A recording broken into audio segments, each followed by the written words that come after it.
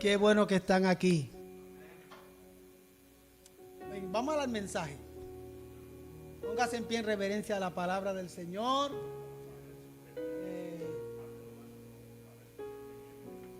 Hoy vamos a hablar bajo el tema una verdad práctica, la segunda parte. Y vamos a buscar el libro de Proverbios, capítulo 3, versículos del 9 al 12. Y lo vamos a leer todos juntos.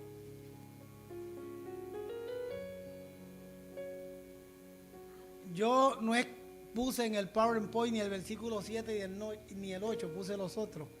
Así que el 7 y el 8 tienen que leerlo de su Biblia, porque no lo puse ahí. Aleluya. Dice: a la gloria del Padre, del Hijo y de su Santo Espíritu. Amén. No seas sabio en tu propia opinión. Teme a Jehová, apártate del mal, porque será medicina a tu cuerpo y refrigerio para tus huesos. Versículo 9.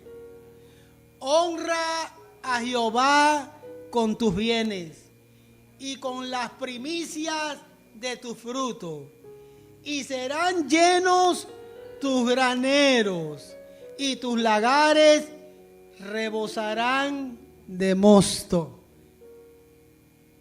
No menosprecies, hijo mío, el castigo de Jehová, ni te fatigues de su corrección, porque Jehová al que ama castiga, como el Padre al Hijo y a quien quiere. Aleluya. Puede sentarse, diga: Señor, habla mi vida.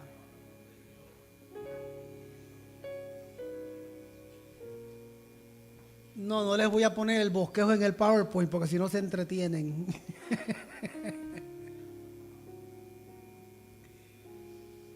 Habíamos mencionado en la primera parte de este sermón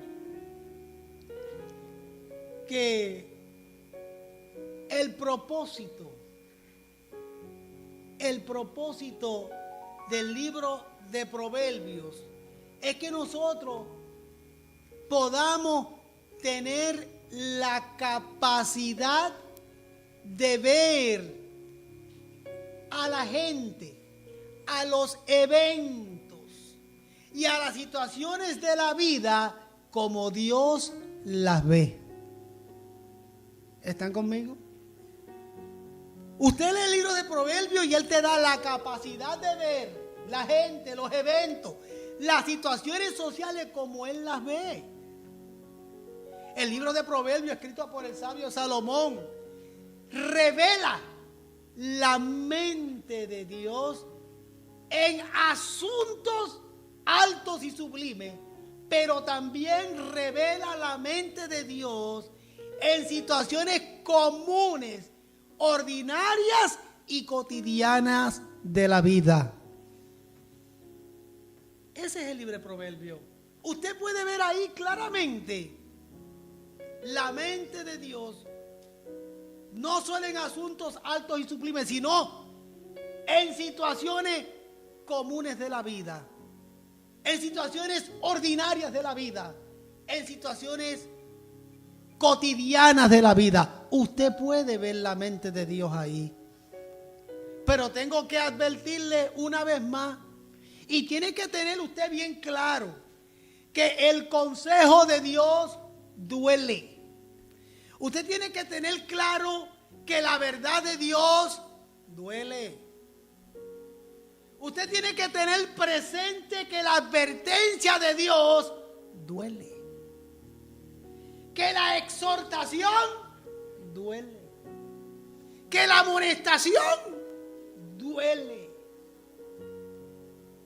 Pero nos sana, nos fortalece, nos reanima, nos consolida, nos reconforta y, más importante aún, aumenta nuestra fe en Dios. ¿Están de acuerdo? Aleluya. Por eso es importante el libro de Proverbios. Y por eso es tan importante el sermón de la semana pasada y el de hoy. Porque aún cuando la exhortación, la amonestación, el consejo y todo lo antes mencionado nos incomoda y en ocasiones nos duele, yo quiero que usted sepa que el Señor lo hace porque te ama y quiere sanar tu vida y quiere fortalecer tu vida y quiere reanimar tu vida y quiere que tú tengas una vida consolidada en Él. Y el Señor quiere que tu fe aumente. Y cuando vamos al versículo 7, que fue el primero que leímos, y el versículo 8,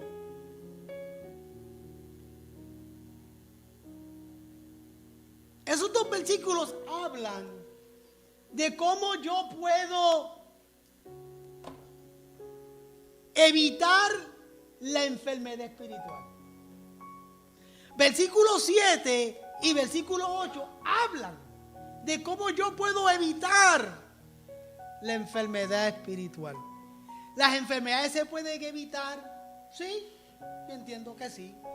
Las enfermedades se pueden evitar, no todas, porque hay algunas que simplemente surgen por circunstancias de la vida. Pero nosotros podemos evitar la mayoría de nuestras enfermedades de nuestro cuerpo. Claro que las podemos evitar, haciendo lo que tenemos que hacer, cuidándonos como debemos de cuidarnos, comiendo bien, durmiendo bien, haciendo ejercicio, teniendo una buena vida de oración y no metiéndole al cuerpo lo que a Dios no le agrada. Usted puede evitar muchos dolores de cabeza. Sin embargo, siempre van a haber situaciones en la vida que nos van a alcanzar y que no están bajo el control de nosotros. A mí me ha agarrado una alergia hace 3 meses que no me suelta y no fue culpa mía, es culpa del polen. Aleluya. No, hombre, pero me agarró y ahí está de necia y no quiere soltarme por más que batallo con ella. Pero cuando lo aplicamos a nuestra vida espiritual, yo quiero que usted entienda que nosotros podemos evitar la enfermedad espiritual. Y eso es bien importante que lo tengas claro. La enfermedad espiritual se puede evitar. Siempre van a haber momentos difíciles en nuestra vida. Siempre van a haber altas y bajas, van a haber momentos difíciles. Pero yo sé que tenemos disciplinas espirituales que nos ayudan a evitar la enfermedad espiritual. Y cuando lo vemos desde el versículo 7 del capítulo 3 de Proverbios, él comienza diciendo: no seas sabio en tu propia opinión. Alguien dijo en alguna ocasión: las opiniones son. ¿Cuántos lo han escuchado? Las opiniones son. Solamente se quedan ahí. Es decir, lo que el sabio está diciendo, que la persona que cree, la persona que es sabia en su propia opinión, es aquella que cree que de la manera que él piensa es la correcta y no la de más nadie. El sabio en su propia opinión piensa que como él interpreta, como él juzga, las decisiones que él toma en la vida y todo lo que él hace en la vida, de la manera que él lo hace y de la manera que él lo ve, es la manera correcta. Y todo lo demás está mal. Ese es el sabio en su propia opinión. Ese es el sabio en su propia opinión. Él cree que él tiene la verdad absoluta y que más nadie tiene la verdad absoluta, solamente él. Pero nosotros los creyentes tenemos una verdad absoluta que se llama la palabra del Señor. Bendito sea su nombre. Entonces, el sabio en su propia opinión, las decisiones que toma, de la manera que se comporta, él piensa que es lo correcto. ¿Y cuál es el peligro de ser sabio en tu propia opinión? El peligro es que el que se cree sabio en su propia opinión echa de lado o deja a un lado la palabra de Dios. Ahí está el peligro. Deja un lado la palabra de Dios. Hace poco iba en un lift camino a la célula, se lo conté a los hermanos, y el chofer ese día empezó a hablarme verdades de cómo él ve la vida. Y empezó a decirme muchas cosas. La vida yo la veo así y la vida es así. Y empezó a hablar y hablar y hablar y hablar. Y después que terminó de hablar, él me dijo, ¿y qué tú opinas? Y yo le dije, la opinión mía no es tan importante. Lo que sí te puedo decir, que hay un Dios que nos ama y hay un Dios que le vamos a dar cuenta. Bendita la gloria del Señor. Y él inmediatamente empezó a decir, yo creo en Dios. Sí, yo creo en Dios también. Y empezó a decirme hasta versos bíblicos, pero todos interpretados y ajustados a su estilo de vida y a su manera. El que es sabio en su propia opinión echa a un lado la palabra de Dios. No le presta atención. No se enfrenta a la palabra del Señor. El sabio en su propia opinión siempre va a pensar que el camino que él eligió es el correcto. Y hay una verdad que no podemos evitar, que se llama la palabra del Señor. Y la Biblia dice, como decía Roberto en su oración, hay un solo camino que te lleva al Padre y se llama Jesucristo. Bendita la gloria del Señor. No hay otro camino. Solo el camino de Jesucristo es el que te lleva al Padre. Y eso es indiscutible. Y han pasado los años y han pasado los siglos y nadie ha podido callar la voz de la palabra del Señor. Y todo lo que la Biblia dice se está cumpliendo, se cumple y se cumplirá. Bendito el nombre del Señor. El que es sabio en su propia opinión, cuidado, porque echa a un lado la palabra del Señor. Y después dice, teme a Jehová. ¿Lo ven ahí? Teme a Jehová. ¿A qué se refiere el temor de Jehová? ¿A miedo? ¿A miedo? Bueno, en un sentido yo diría sí. En un sentido yo diría sí.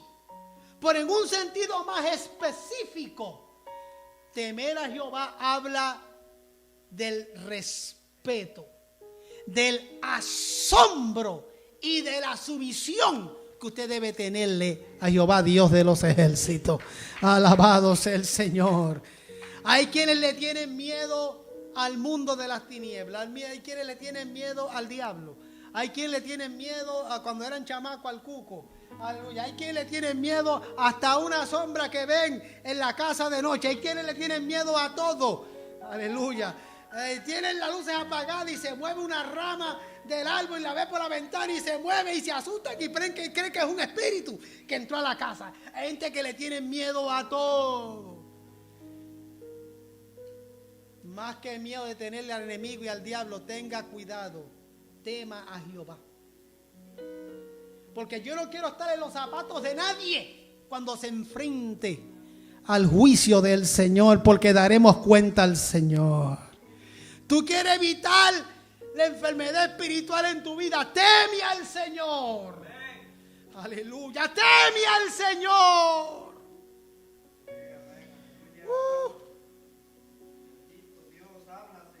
Aleluya.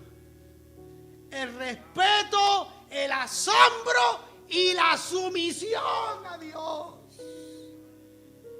La semana pasada decía, no me acuerdo en qué parte del sermón, pero uno tiene que estar viviendo la vida consciente de que Él siempre está presente. Usted tiene que vivir la vida consciente de que la mirada del Señor siempre está mirando. ¿Están de acuerdo conmigo? Siempre el Señor te está mirando. Usted se puede esconder de que usted quiera, pero no del Señor. Si lo dijo el salmista, ¿Cómo se llama tu vecino, Carol? Se me olvidó. Aleluya, el que tienes al lado. Como dice el salmista,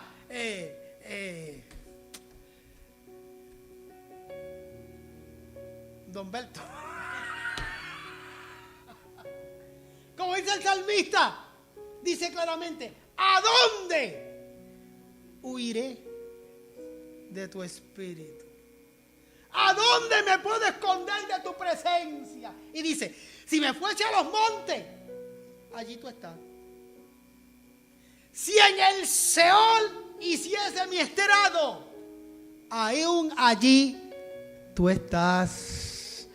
Aleluya. Recuerdo el testimonio de un joven que de hecho está en la presencia del Señor ya. Que el Señor lo estaba llamando. Sirvió al Señor por muchos años hasta que el Señor se lo llevó. Pero antes de servir al Señor tenía una vida terrible. Y el Señor lo venía llamando y lo llamaba. Y entonces donde quiera que se metía, él escuchaba de alguna manera o de otra la voz del Señor.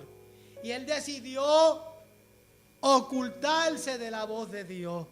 Hasta que un día entró en el carro, prendió la radio y salió un predicador hablándole, diciendo: el Señor te está llamando. Cambió de estación y decía: el Señor te está llamando. Cambió de banda, de la AM a la FM, y allí: el Señor te está llamando. Buscó sintonizar en una emisora que es mundana, que él sabía que era imposible que hubiese un predicador en esa emisora, y cuando lo puso ahí, no sé si fue que se cruzó la señal o qué onda, pero salió la voz del Señor a través del predicador diciéndole: el Señor te está llamando. Aleluya. Cuando Dios te llama, aleluya, no importa dónde te escondas, dónde te metas, cuando el Señor te llama, el Señor te llama. Aleluya, porque Dios te ama. Más allá de huir, de esconderte, teme a Jehová. Teme al Señor.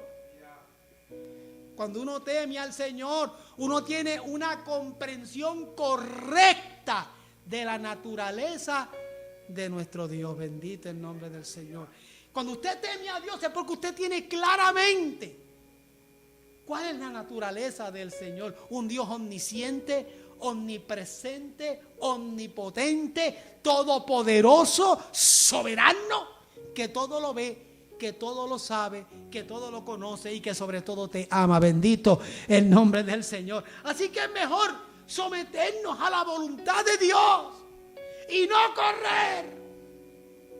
correr, porque tarde que temprano te vas a enfrentar al juicio del Señor y le vas a dar cuentas al Señor.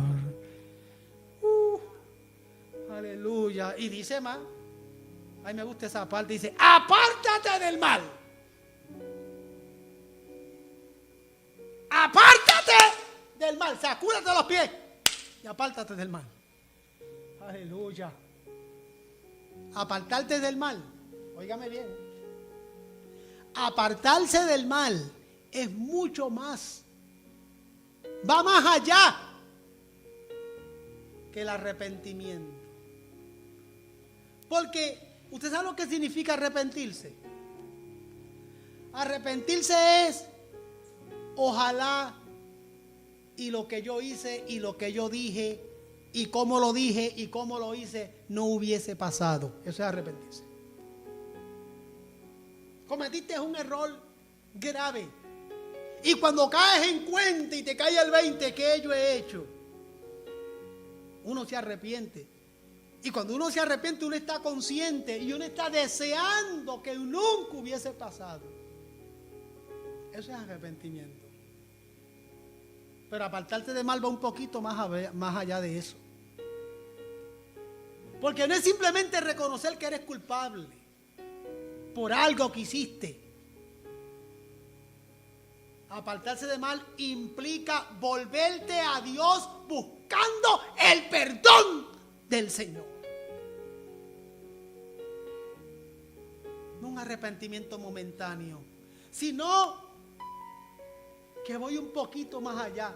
Me arrepiento, pero me aparto. O sea, doy un about face y miro al Señor buscando el perdón de Dios. Eso es apartarse del mal. no solamente quedarte en el arrepentimiento, hay que dar otro paso. Cuando uno se arrepiente, después viene lo que se llama la conversión. Y le pide al Señor que te transforme tu alma.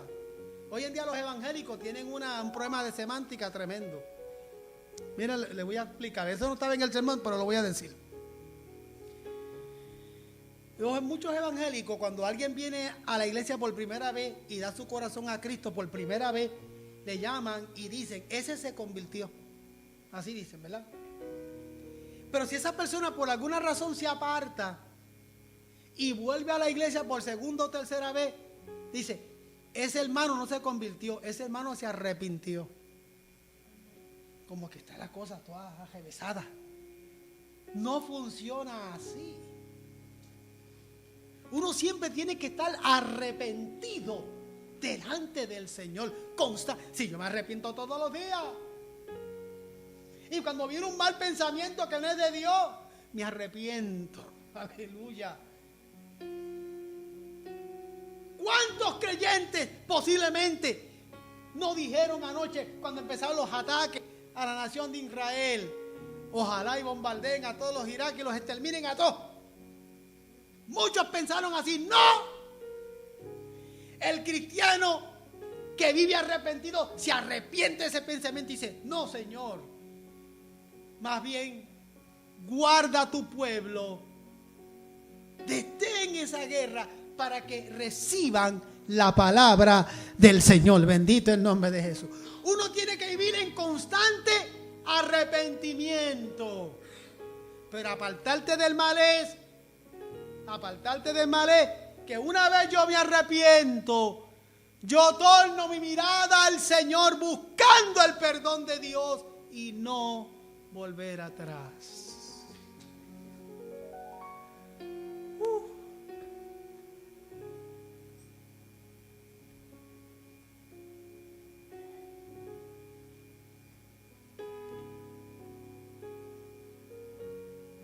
Aleluya.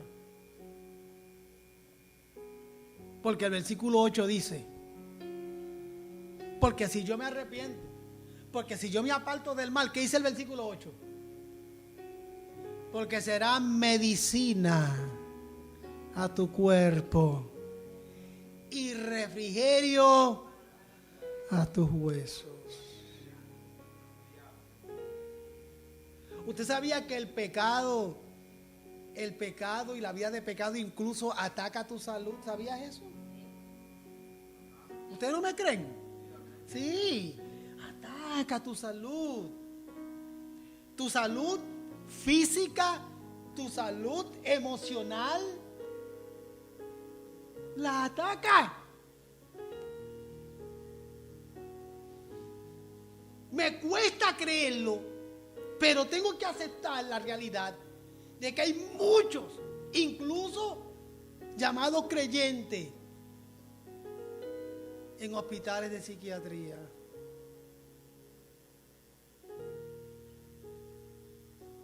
En citas con psicólogos y psiquiatras para que les ayude con sus problemas emocionales. Si la gente entendiese que el pecado tiene la capacidad de atacar tu cuerpo y de atacar tu mente y de atacar tus emociones.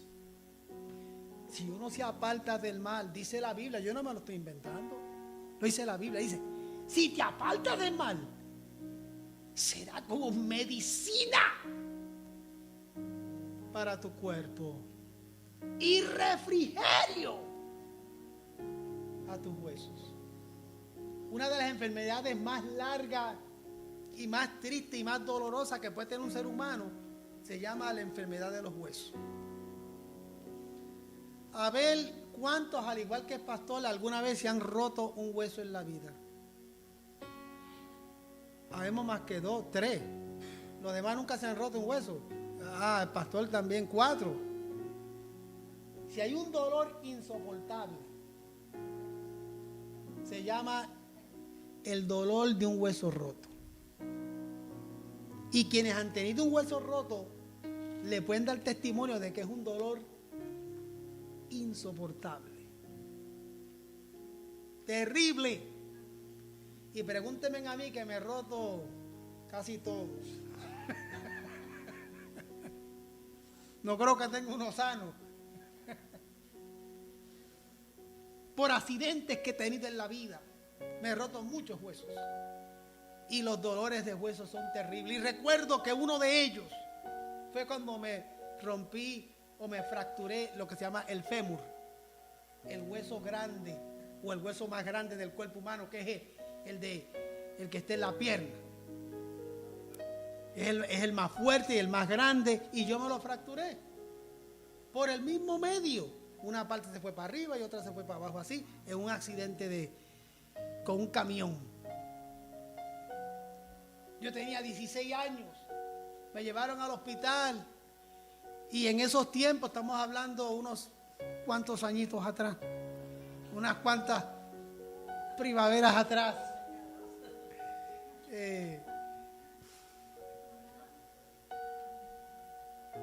no es para tanto, no abusen. Me pusieron una pesa de 8 libras en la pierna por una semana para que el hueso llegara a su lugar, y luego operarme y ponerme una varilla y que el hueso echara calle y todo lo demás. Ya usted sabe, lo demás es historia. Pero el médico no tenía compasión. Yo llegué con la pierna totalmente rota. Yo tenía el pie estaba aquí, que yo lo miré y bueno, ¿qué hará ahí? En el momento no me dolía, pero cuando usted llega a sala de emergencia y comienza a enfriarse el golpe, ahí es que se le tuerce el rabo a la puerca. Y el médico agarró la pierna y de un jalón le estiró. Primero me dijo, muerde esto, un paño, algo que tenía, muerde eso. Y entonces me pusieron en una cama una semana con una pesa de 8 libras para enderezar ese hueso. Y nadie podía tocarme porque qué dolor insoportable. Hasta para cambiar la cama era un problema, porque el dolor era, no tengo palabras para describir lo terrible que es el dolor de un hueso roto. Y un día llega un evangélico a orar por mí. De esos evangélicos que no tienen entendimiento. Y se paró al lado mío y empezó a orar y empezó a brincar. Y la cama que tenía ruedita empezó.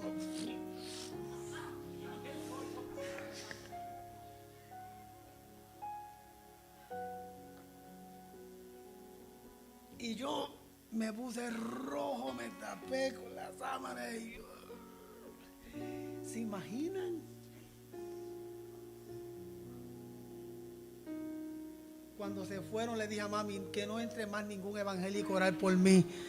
Mejor que venga el cura u otro de esos que no me vayan a... Así fue de sencillo. Un dolor tremendo. El dolor de hueso es horrible. Y dice la Biblia que nosotros tenemos una naturaleza pecaminosa. Y quien único llega hasta los huesos de tu vida con una palabra que te restaura y que te sana, se llama la palabra de Dios, porque dice que es como espada de doble filo que penetra hasta llegar hasta los tuétanos. La palabra de Dios es refrigerio. Es refrigerio, la palabra del Señor. En momentos dados, dije anteriormente, va a doler. El consejo va a doler, la amonestación va a doler, pero es refrigerio. Aleluya. Número 2.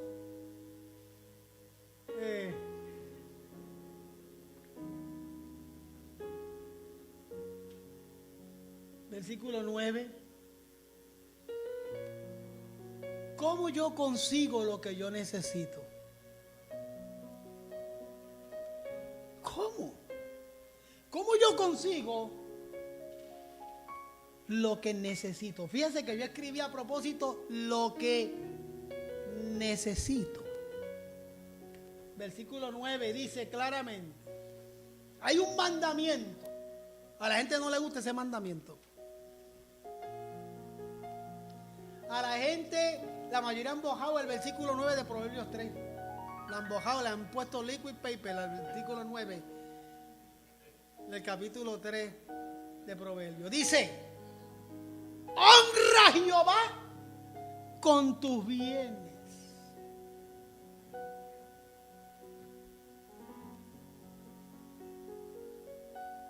Honra a Jehová con tus bienes. ¿Qué significa eso? Eso significa que al yo honrar a Dios con mis bienes, estoy demostrando y reconociendo de dónde viene la fuente de mis ingresos. ¿Quién es el dueño? ¿Quién es la fuente de mis ingresos? ¿Quién me da la salud, las fuerzas, la provisión? Abre las puertas para yo ser bendecido. Cuando yo honro a Jehová con mis bienes, yo estoy reconociendo que la fuente, me gusta en inglés, the source, es el Dios que me ha salvado. Cuando yo honro al Señor con mis bienes, hay un segundo punto que me trae a la memoria. Cuando yo honro al Señor con mis bienes, yo traigo a la memoria y me acuerdo que lo que Dios me ha dado, me lo ha dado para que sea un buen mayordomo.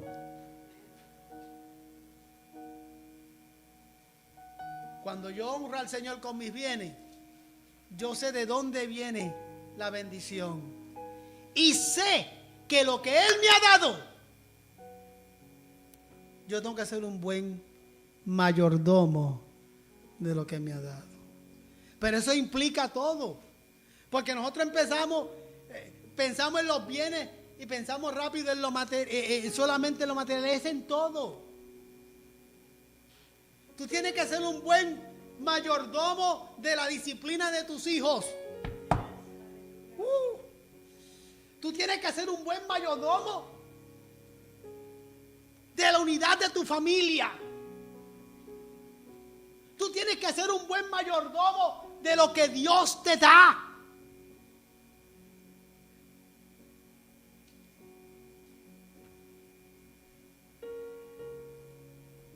Y eso me viene a la mente a mí.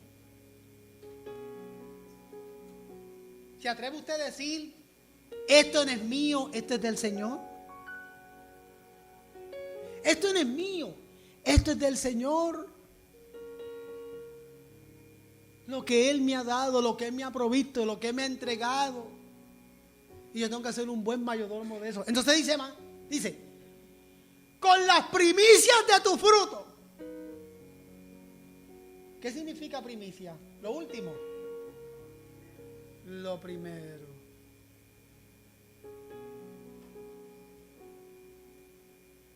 Y aunque yo nunca acostumbro, y ustedes me conocen muy bien, yo no acostumbro a hablar de estos temas, pero está en la Biblia, tengo que hablarlo, tengo que tocarlo. Nosotros sacamos para la luz, para el agua, para la renta, para aquello, para lo otro. Si sobra. Si sobra alguna cuara, se la damos al Señor.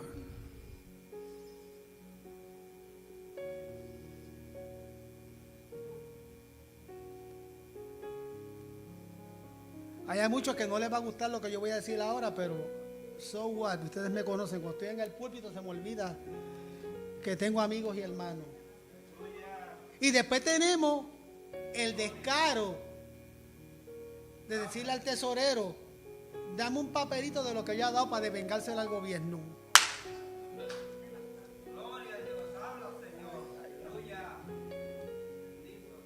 Esto se lo di al Señor, pero quiero que el gobierno me lo devuelva.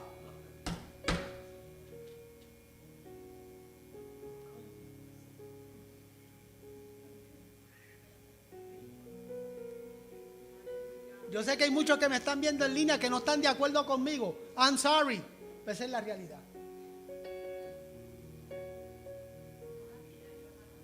Ese es poniéndole condiciones al Señor.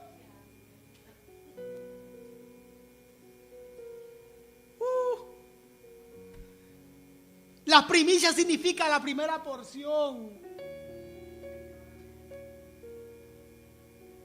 Darle al Señor la prioridad. El Señor no establece una cantidad particular. No. En el Antiguo Testamento se pedía un diezmo para que tuviésemos una cantidad y nosotros hemos seguido usando el mismo sistema para tener una idea.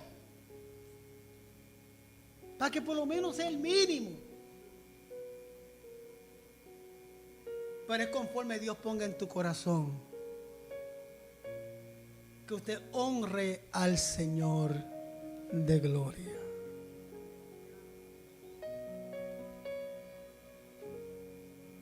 No voy a abundar más porque se van a enojar conmigo. Aleluya. Porque le decimos, no voy a honrar al Señor en la iglesia con lo que es de Dios. Porque hablan universalmente. Hablan universalmente. Una vez me lo dijeron a mí en las narices delante de la hermana Diana, ¿te acuerdas? Porque los pastores son unos ladrones. ¿Se acuerdan que me lo dijeron en la cara? Porque los pastores son unos ladrones. Pues la mera verdad que hay unos cuantos ladrones por ahí, sí es verdad. Pero esos ladrones le van a dar cuenta al Señor.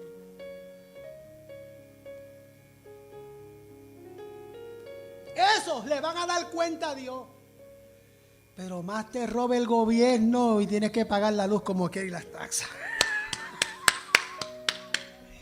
Más te roban en las narices el alcalde, el gobernador, el presidente, los senadores, los representantes. E igual el día 15, o sea mañana, tienes que rendirle cuenta al tío Sam. Vete y peleale y dile, ay, ¿por qué me estás cobrando taxas y me estás robando lo que yo he trabajado? Vete y peleáselos a ellos.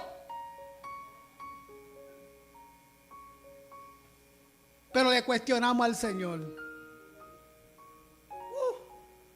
Le cuestionamos al Señor. Mi papá siempre me decía, tú dale a Dios lo que Él le corresponde. Alaba al Señor y sigue hacia adelante. Ellos sabrán darle el uso correcto para la gloria del Señor. Y quien no se lo dé, le va a dar cuenta al Señor. Y no en el futuro, aquí en vida. Porque muchos tienen la mano larga, pero el Señor se la sabe cortar. Bendito el nombre del Señor. Aleluya. Aleluya. Tenga cuidado. Porque el avaro tiene la capacidad de vender el alma hasta el diablo.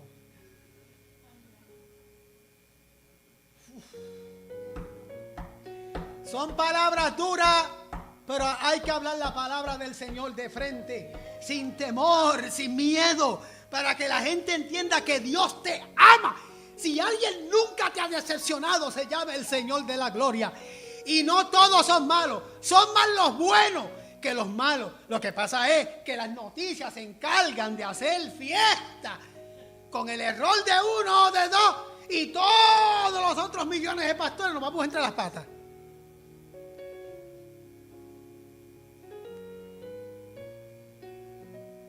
Aunque eso no es parte del sermón, por si acaso, yo ni siquiera filmo en la cuenta de la iglesia, ¿sí o no?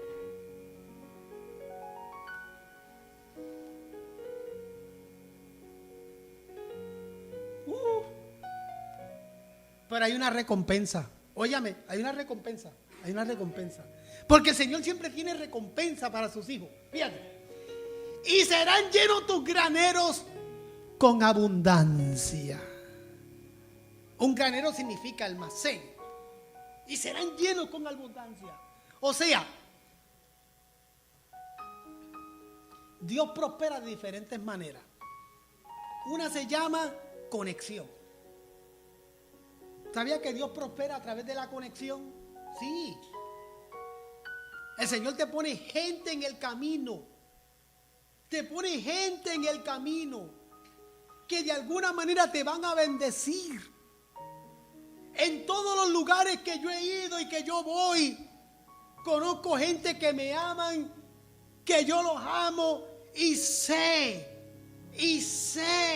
que el día que tenga que tocar las puertas, ahí está la puerta abierta. El Señor te prospera con buenas conexiones, con buenas relaciones, con buenos amigos, con gente que te ama, con gente que no lo piensa dos veces para bendecir tu vida. Así obra el Señor. El Señor prospera con conexiones.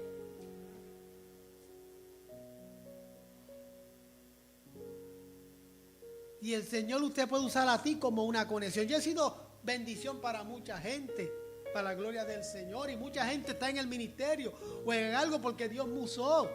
Yo no tengo los recursos, pero sé a dónde referirlo, sé orientarlo, sé aconsejarlo, sé decirle, hay conexiones.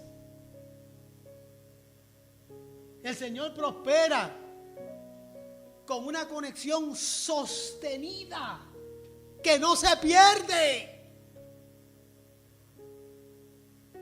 El Señor mandará a tu granero bendición. Y donde quiera que tú pongas tus manos y lo que tú toques, Él lo hará prosperar. En el nombre de Jesús. Ahora mira lo que dice. Ya voy a terminar. Dice, y tus lagares rebosarán de mostos. ¿Y qué significa eso, pastor? Y tus lagares rebosarán de mosto. Cuando hablamos de lagares estamos hablando de bodegas, del lugar donde se guarda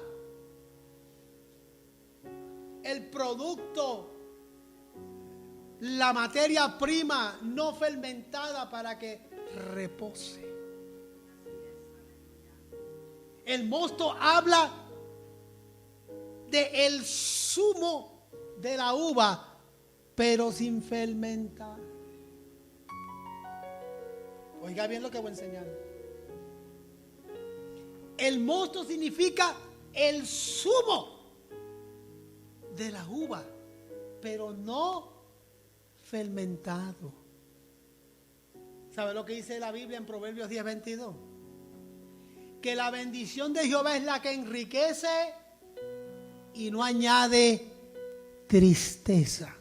¿Qué significa eso? El zumo de la uva no fermentado. ¿Qué significa? Porque yo lo ato al versículo 22 del capítulo 10 de Proverbios, que dice: la bendición de Jehová es la que enriquece y no añade tristeza. Porque hay personas que reciben bendición pero la contaminan. Hay personas que reciben bendición pero la contaminan. Tenga cuidado, usted no puede contaminar lo del Señor. Tenga cuidado con eso. Mantenga el zumo de la bendición de Dios sin fermentar. No contamines la bendición de Dios con el mundo. Eso es lo que estamos hablando. No contamines la bendición de Dios con lo que Dios no agrada. Entiéndalo, porque si usted contamina la bendición de Dios, entonces volvemos atrás.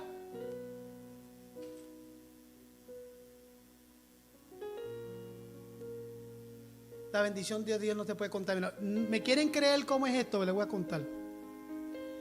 Ustedes saben que yo soy músico y me gusta la música. Y recuerdo que muchos años atrás, otros tantos atrás,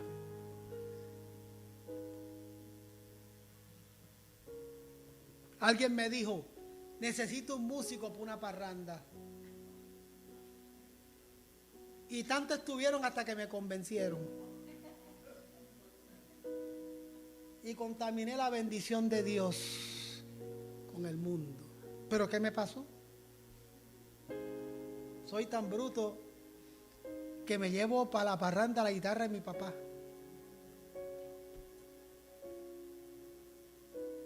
Y con las mismas manos y con la misma guitarra que canto, alabar a Dios cuando las cosas te vayan bien, qué bueno es. Con esas mismas manos y con esa misma guitarra estaba cantando, traigo una trulla para que te levantes.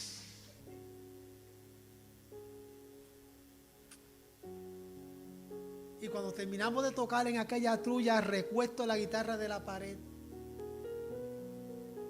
Y viene un borracho y tropieza con la guitarra y la guitarra se cae y se rompió del diapasón.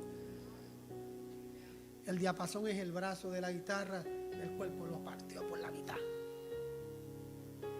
Y ahora, como yo le digo a papi, que se rompió la guitarra de él en una fiesta mundana.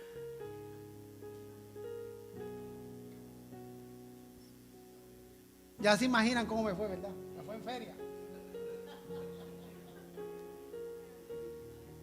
Porque el zumo de la bendición usted no puede fermentarlo. Si hemos caído alguna vez en eso, estamos a tiempo de remediarlo y no esperar a pasar un susto grande. Recuerdo que una hermana de la iglesia se llamaba, de hecho hoy en día es esposa de un pastor, se llamaba María Josefina. Saludos si me estás oyendo, María. Me decía, cuidado, que un día tocando la iglesia se te van a paralizar los dedos. Y a mí nunca se me olvidaba eso.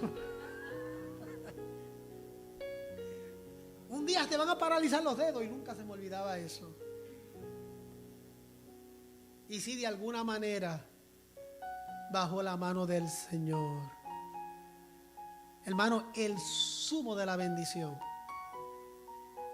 usted, que es lo que llamo el mosto, usted no lo puede fermentar.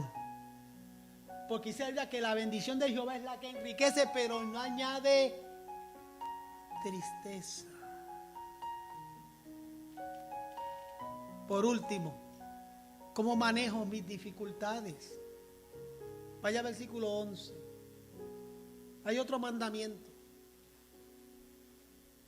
Yo sé que el versículo 11 no le va a gustar mucho, pero ni modo. Dice, no menosprecies, hijo mío. Qué lindo lo dice el Señor, ¿verdad? No menosprecies, hijo mío. Como dice Abigail, el castigo de Jehová.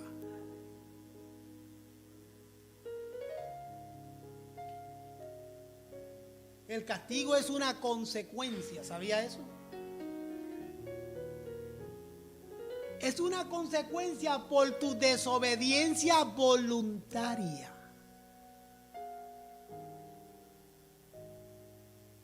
Es una consecuencia de tu desobediencia, ¿qué? Voluntaria. Oiga la diferencia. Cuando usted desobedece de manera voluntaria, es porque usted está consciente que eso no está bien.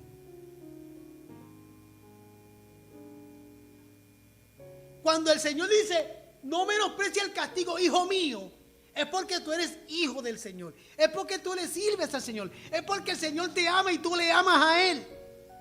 Pero hubo un descuido. Y en ese descuido, voluntariamente desobedeciste. Entonces la consecuencia es el castigo. Y en ese caso, más allá de enojarte, tú debes de considerar la corrección del Señor. Y decir, Señor, gracias, porque a tiempo me amonestaste. Gracias, Señor, porque a tiempo me hablaste. Nosotros, los creyentes, no respondemos con amargura. Ay, pastor, ¿qué? Por eso hay mucha gente que aún después de viejos todavía no le hablan al hermano, no le hablan a la hermana, no le hablan al papá, no le hablan a la mamá. ¿Por qué? Porque en un momento dado, por alguna razón los corrigieron, se llenaron de amargura y todavía es la hora, que han pasado años y todavía siguen arrastrando esa amargura. Si yo sé de padres e hijos que no se hablan, Yo sé de hermanos que entre sí no se hablan porque tienen su corazón lleno de amargura, porque no pudieron considerar la corrección del Señor. Y un buen creyente dice: bueno que me pase. Eso es lo que yo quiero escuchar de usted. Bueno, es más, dame dos más. Alabado sea el nombre del Señor. Eso yo lo aprendí de mi papá. Porque mi papá, cuando iba a la escuela a buscar las notas, ¿cuánto les pasó eso? De que aparecía el papá a la escuela a buscar las notas. Y aparecía de sorpresa. Y en aquellos tiempos los maestros no sonaban.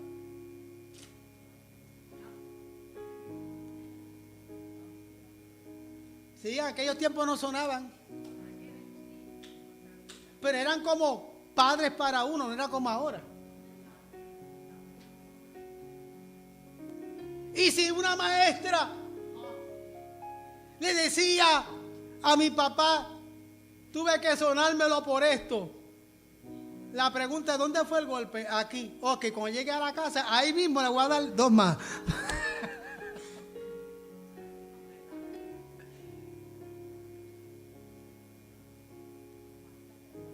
¿Qué quiere decir eso, hermano? Que uno considera.